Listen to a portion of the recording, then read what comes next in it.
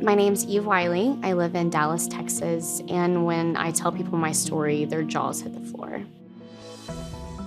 It's a story that not even we could believe at first, full of twists and turns, raw emotion. This sucks. A secret revealed that would leave Eve Wiley wondering, who am I and where did I come from? I feel like my heart is... Oh, gonna jump out of my chest. Okay, 5, 4, 3, 2, 1. Eve's story began 33 years ago in Center, Texas.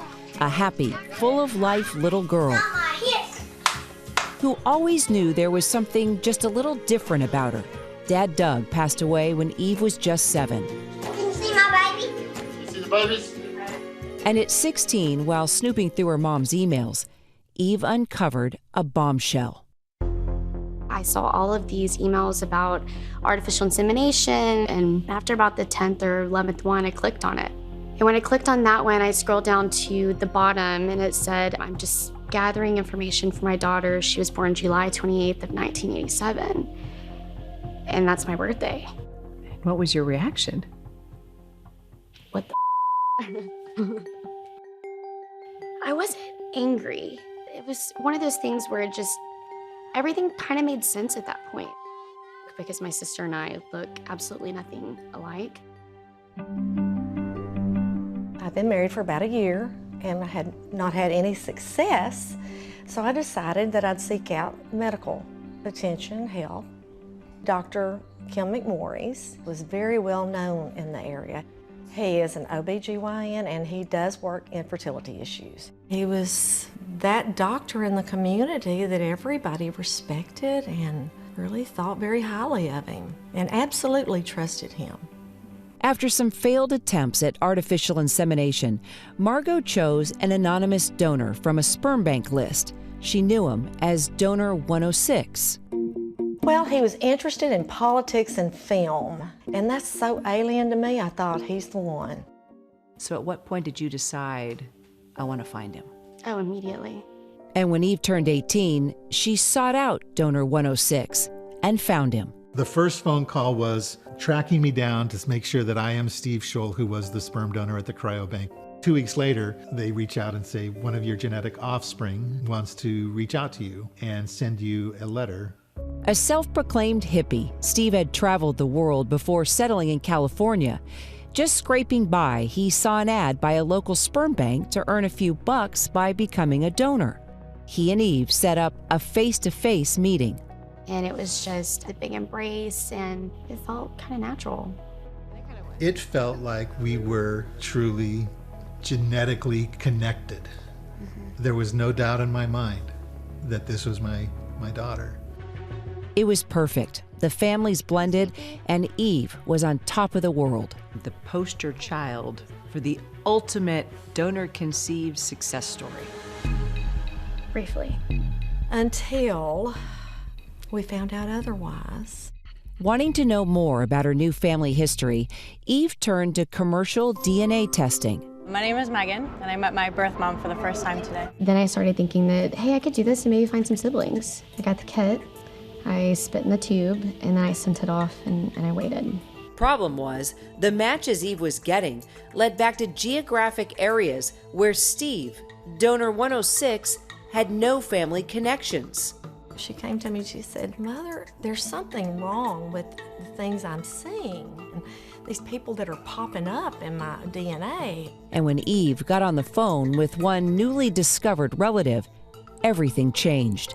He told her he had an uncle, Dr. Kim McMorris. Eve remembered the name. It was her mom's fertility doctor. So at what point did you sit back and say, oh my God, my biological father is my mom's fertility doctor? Honestly, it was the moment that first cousin said his name. It just made sense at that point. I was just in shock. I couldn't believe it. I really trusted him. Rocked by the revelation about her conception, Eve demands to know why, writing to Dr. McMorris for answers. Through genetic testing, I recently learned that I am not biologically related to donor 106. Through publicly available genetic testing data, I am biologically related to certain relatives of yours. All right, looks like nothing today. But finally, I feel like my heart is, gonna jump out of my chest. Okay, 5, 4, 3, 2, 1. James. Good afternoon. How are you doing? All right. I have a certified letter for you today. Okay. There it is. All right, great. James, thank you so much. All right. Dear Mrs. Wiley, I have searched through our our medical records, trying to find some answers to your questions. the doctor writes that when Eve's mom was going through treatments, they weren't having success. In fact, he says that donor 106 sperm failed 5 times.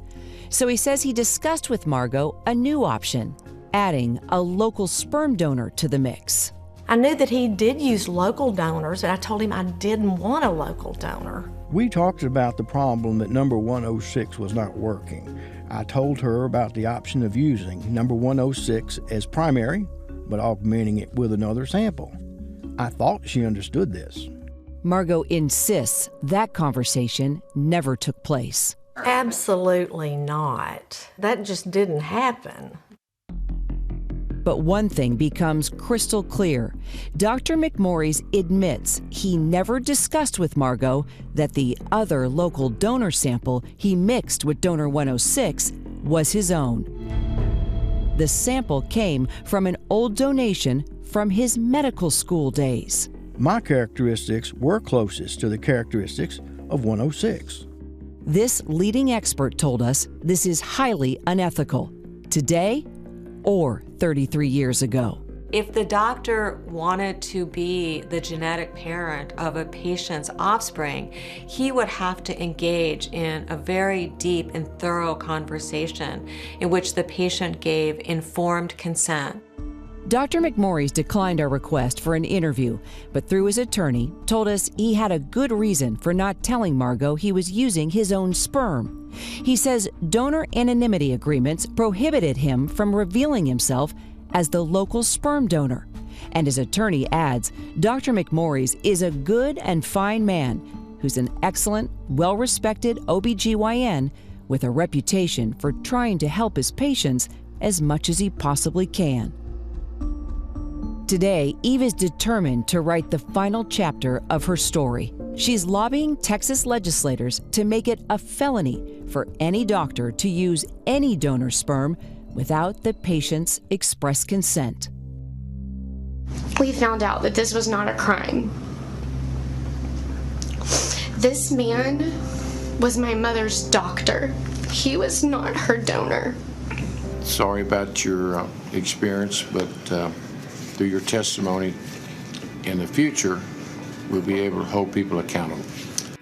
She still considers Steve her dad, and she also knows her story may have more twists to come.